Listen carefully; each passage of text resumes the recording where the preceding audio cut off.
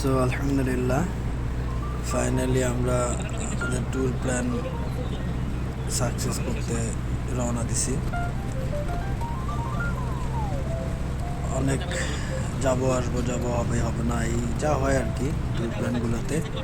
তো ফাইনালি আমরা tour plan success করার জন্য রওনা দিয়ে ফেলছি বাসা থেকে, চা বাগান ক্রস করে। এরপরে প্যান্ট ট্যান্ট গুছায়ে ব্যাগ কাঁধে নিয়ে ওইখান থেকে মেইন পয়েন্ট যেখান থেকে শুরু হয় হামামের যে যাত্রা, হামহাম জলপ্রপাতের যাত্রা শুরু হবে যেই জায়গা থেকে। পাহাড়ে উঠতে হবে, নামতে হবে, আবার উঠতে হবে, আবার নামতে হবে। তো এরকম একটা ওঠানামার যাত্রা। ওই ওঠানামার যাত্রার শুরুতেই ওইখানে বাঁশ কিনতে পাওয়া যায় 10 টাকা করে পিস। বাস ওখান থেকে ট্যুর গাইড নেওয়া যায়, 200 বা 300 টাকা করে নেন। 300 টাকা দাবি করে, আমরা 200 টাকায় চুক্তি করে নিয়েছিলাম। প্লাস পানি নিয়েছিলাম 3 বোতল, 6 লিটার। তো যাই হোক, আরও 1-2 লিটারের প্রয়োজন পড়ছিল, পরে নিলে ভালো হইতো। আফসোস হয়েছে, স্যালাইন নিয়েছিলাম 5টা-6টা, তো মনে হয়েছিল আরও 6টা নিলে ভালো হইতো। তো আপনারা যারা এরপরে যাবেন তারা স্যালাইন মোটামুটি পার পার্সনের জন্যে 2 থেকে 4 লিটার পানি, 4 লিটার পানি হইলে পার লিটারে হচ্ছে পার লিটারে হচ্ছে 2টা করে স্যালাইন লাগবে। তার মানে 2 বোতল 4 লিটার পানি নেন, 4 লিটারে 8টা স্যালাইন লাগবে আর কি। তো এরকম স্যালাইন পানির প্রিপারেশনটা বেশি নিয়ে যাবেন। আর শুকনো খাবার যেমন কলা, ব্রেড, একটু জেলি, এরকম কিছু শুকনো খাবার নিতে পারেন। লেবুর শরবত করে নিতে পারেন, একটু মালটা নিতে পারেন। এই দ্যাটস ইট, এরকম কিছু হলেই হয়। আর মোটামুটি যাত্রা শুরুর আগে তো খেয়ে দিয়ে যাত্রা শুরু করবেন, মানে পাহাড়ে ওঠার আগে খাবেন না, ঘর থেকে বের হওয়ার সময় খেয়ে বের হবেন। খাওয়া দাওয়া করে পাহাড়ে উঠতে গেলে আরও বেশি খারাপ অবস্থা হবে। কার্বোহাইড্রেট ডাইজেস্ট হতে আপনার পানির প্রয়োজন বেশি পড়বে, আর টায়ার্ড হয়ে যাবেন। এই ঘামের কারণে ইলেকট্রোলাইটস গ্যাপ পড়বে। তো সব মিলে আর কি খুব বেড়াচাড়া অবস্থা হবে। তো বেটার হবে যে আপনারা শহর থেকে যখন বের হবেন তখনই খাওয়া দাওয়া করে নিয়ে বের হবেন। তো মেইন যাত্রা শুরুর যে সমতলের পয়েন্ট, লাস্ট পয়েন্ট যেখান থেকে যাত্রা শুরু হবে হামহাম জলপ্রপাতের যাত্রা, তো সেই পর্যন্ত আসতে আপনাদের 1 থেকে 1.5 ঘন্টা লাগবে। মৌলভীবাজার শহর থেকে আসতে 1 থেকে 1.5 ঘন্টা লাগে। এই 1.5 ঘন্টার আগে যাত্রা মৌলভীবাজার শহর থেকে যদি খেয়ে নেন তাহলে এই 1.5 ঘন্টায় মোটামুটি আপনার একটা হজম প্রক্রিয়া সম্পন্ন হয়ে যায়। এরপরে পাহাড়ে ওঠার আগে তো প্রিপারেশন নিয়ে একটু পানি খেয়ে নিলেন, বা পানি না খাইলে একটু কাপড় চোপড় গোছগাছ করে গাইড নিয়ে বাঁশ নিয়ে আপনারা যাত্রা শুরু করলেন। তো মোটামুটি রিল্যাক্সে যাত্রা শুরু করতে পারবেন। আর একটা ব্যাপার, একটু গ্যাস্ট্রিকের ট্যাবলেট নিয়ে নেবেন, প্যারাসিটামল, একটু মেট্রোনিডাজল, একটু বেসিক কিছু মেডিসিন প্রিপারেশন নিয়ে থাকলে ভালো হয়। কখন কার কী বিপদ হয়ে যায়। যেমন আমাদের সাথে একজনের গ্যাস্ট্রিকের প্রবলেম করতেছিল, আমারও করতেছিল। তো তখন মিস করতেছিলাম, বাসায় মেডিসিন থাকা সত্ত্বেও আমরা নাই, ভুল করছি। তো এই তো। আর যাত্রাপথে খুব চড়াই উতরাই, বৃষ্টির দিনে আসলে খুব সমস্যা। যেমন খুব মাটিগুলো পিচ্ছিল থাকবে, পাথরগুলো পিচ্ছিল থাকবে। আমাদের সাথে কয়েকজন মধ্যে 2জন মনে হয় 3বার বা 4বার করে ধবাস করে পড়ে গেছে। পাহাড় থেকে নামার সময় বেশি রিস্ক, ওঠার সময় বাঁশের ঠেকনা দিয়ে তাও ওঠা যায়, নামার সময় বাঁশের ঠেকনা বা একটু সাপোর্ট নিচে আশেপাশের বাঁশ ধরে নামতে গেলেও তাও পড়ে গেছে আর কি, অনেক রিস্কি। আর বৃষ্টির দিনে আসলে তো প্রায় কোয়াইট ইম্পসিবল যে আপনি উঠতে বা নামতে পারবেন, এটা কোয়াইট ইম্পসিবল। আর পাথরগুলো তো আছেই, ঝিরিপথের যে পাথরগুলো তো আছে এগুলো পিচ্ছিল। পানির নিচের যে রাস্তা ভালো তাও না, পানির নিচে পাথর আছে, পিচ্ছিল পাথর, প্লাস পাথরগুলো ধারালো। আবার পাথরের সাথে পাথরের মাঝখানের যে খাঁজগুলো, একটু এদিক সেদিক হলে পা আটকে যাবে, পা মুচকে যাবে, পিছলে পড়ে যাবেন, বা পাথরের ধারালো অংশের সাথে লেগে কেটে যাবে, এগুলো হয়।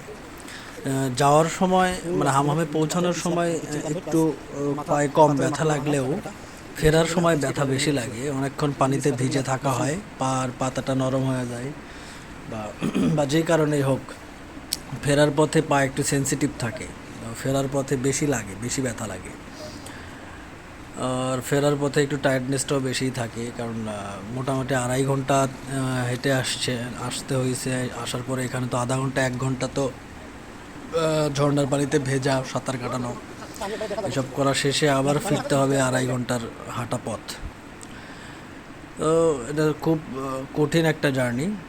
যারা ঢাকা থেকে বা বাহির থেকে আসবেন, সিলেটের বাহির থেকে, যারা মোটামুটি চা বাগান দেখেননি, ঝর্ণা খুব একটা দেখা হয়নি, এরকম পাহাড়ে ওঠা হয়নি, তো হামহামের যাত্রা নিলে, হামহামের ট্যুর প্ল্যান করলে এক ট্যুর প্ল্যানে সব পাওয়া যায়।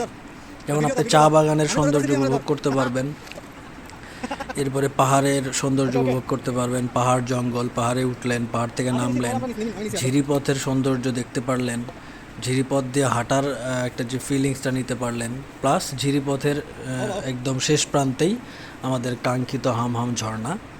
ঝর্ণার সৌন্দর্য তো মানে এটা অবর্ণনীয়। যখন পানি থাকে না সেটা আসলে ডিসঅ্যাপয়েন্টেবল, ঠিক আছে, বাট আমরা লাকিলি পানি পাইছি। এটা আসার আসলে পারফেক্ট টাইম। কিছুদিন বৃষ্টি হয়েছে, আবার এখন একটু বৃষ্টি থেমে আছে, এরকম সময় এক্স্যাক্ট বৃষ্টির সময় আপনি পৌঁছাইতে পারবেন না। এত টাফ রাস্তা, মানে এত টাফ, মানে পাহাড়ের রাস্তাগুলা, রাস্তা তো না, মানে পাহাড়ে ওঠানামার যে সেট আপগুলো আর কি, মাটির রাস্তা বা মাটির খুব পিচ্ছিল থাকে, পাথরটা তো সব পিচ্ছিল, এটা পসিবল না। তো বৃষ্টির দিনে আসলে খুবই বিপদ, বা এসেও যদি বৃষ্টি পান তখন আবার ফিরতে কষ্ট হয়ে যাবে। অনেকে দেখা যায় যে আসার সময় বৃষ্টি পায়নি, বাট আনলাকিলি হামহামে গোসল শেষে ফেরার পথে বৃষ্টি নেমে গেছে, তো তখন ফিরতে খুব কঠিন অবস্থা হয়ে যায়। 2 ঘন্টার যাত্রা 4 ঘন্টা হয়ে যাবে, প্লাস খুবই কঠিন, ধপাস ধপাস করে পড়ে যাবেন, এরকম ঘটে আর কি। তো যাই হোক, যারা মোটামুটি এরকম সৌন্দর্য একসাথে নিতে চান তারা একটা ট্যুরেই সব কিছু নিতে পারে। মোটামুটি সকালে যাত্রা শুরু করবেন, মৌলভীবাজার শহর থেকে 7টায় বের হইলেন, এখানে আসতে আসতে 8:30 বা 7:30 থেকে 8:30 দিকে আপনি হচ্ছে পাহাড়ের পাদদেশ বা চা বাগানের ওইখানে পৌঁছাইলেন। আর এরপরে হচ্ছে চা বাগানের ওখান থেকে তো মানে সিএনজি থেকে নেমে সিএনজি ছেড়ে দিলেন। সিএনজি ভাড়া মৌলভীবাজার শহর থেকে 750, 700, 750, 800 এরকম নেয়। তো শেষ সিএনজি ছেড়ে দেওয়ার পরে আপনারা প্রিপারেশন নিয়ে তো পাহাড় উত্তরানো শুরু করলেন। পাহাড় উত্তরায় শেষ পর্যন্ত আপনারা এই কাঙ্ক্ষিত ঝর্ণাতে চলে আসলেন। আশা করে দেখে আবার চলে যাবেন সিএনজি, তখন আবার ওইখান থেকে সিএনজি পাবেন। সিএনজি আবার মানে রিজার্ভ না নিয়ে আসলেও চলবে, ওইখানে আবার সিএনজি পাওয়া যায় ফেরার পথে। তো সকাল 7টায় মৌলভীবাজার থেকে বের হইলে 8:30টায় পৌঁছাইলেন, এখানে পৌঁছাইতে 2.5 ঘন্টা যাবে। তো মোটামুটি 8:30, 9টা, 10টা, 11টা, এরপরে আবার দেখে টেকে আবার মোটামুটি 1টা 2টার মধ্যে রওনা দিলে আবার 3টা, 3:30, 3টা, 4টা, 4:30, 5টা ধরেন সর্বোচ্চ, কারণ যাওয়ার সময় একটু টায়ার্ড থাকবে, একটু সময় বেশিই লাগে। মোটামুটি 5টার মধ্যে পৌঁছায় গেলেন, এরপরে আবার ওইখান থেকে সিএনজি পাইলেন বা একটু অটো পাইলেন, অটোতে করে সামনের বাজারে গিয়ে ওইখান থেকে সিএনজি পাইলেন। তো এরকম যাওয়ার ওয়ে আছে। তো মোটামুটি 7টায় বের হলে ভালো। তো অল দ্য বেস্ট, আপনারা আসেন, সবাই ঘুরে যান, হামামের সৌন্দর্য উপভোগ করে যান। চা বাগান, পাহাড় জঙ্গল, ইন্ডিয়ার বর্ডার, ওইখানে পাহাড় থেকে দেখতে পারবেন ইন্ডিয়ার বর্ডার দেখা যাচ্ছে, ইন্ডিয়ার বিএসএফের ক্যাম্প দেখা যাচ্ছে, তো এগুলো উপভোগ করতে পারবেন। আর লাকিলি বাসায় ফেরার পথে চা বাগানে চা শ্রমিকদের ঘরে ফেরারও একটা সৌন্দর্য আছে, এটা উপভোগ করলেন। সবাই দেখেন চা পাতা নিয়ে, খড়ি নিয়ে, লাকড়ি নিয়ে, টুপরি নিয়ে, যে যার মতো সব বাসায় ফিরছে, এটা একটা সৌন্দর্য, এটা একটা সুন্দর দেখার বিষয়। ঘরে ফেরার একটা আলাদা আত্মিক টান, নারীর টানের সৌন্দর্যটা। আচ্ছা, সৌন্দর্য ব্যাপারটা তো উপলব্ধির বিষয়। ভালো লাগলে আসলে সবই ভালো লাগে, না লাগলে কিছুই ভালো লাগে না, সব কিছুই স্বাভাবিক মনে হয়। তো ভালো লাগাইতে হয়, মনের ভিতরে ভালো লাগার ব্যাপারটা থাকলে এটাও একটা সৌন্দর্য লাগে। আমার কাছে তো পার্সোনালি সুন্দর লাগে আর কি, এই জন্যে আমি ক্যামেরা বন্দি করছিলাম। তো থ্যাংক ইউ ব্লগ দেখার জন্য, ভিডিওটা দেখার জন্য, সাথে থাকেন, উৎসাহ দেন, ধন্যবাদ, ভালোবাসা নিরন্তর।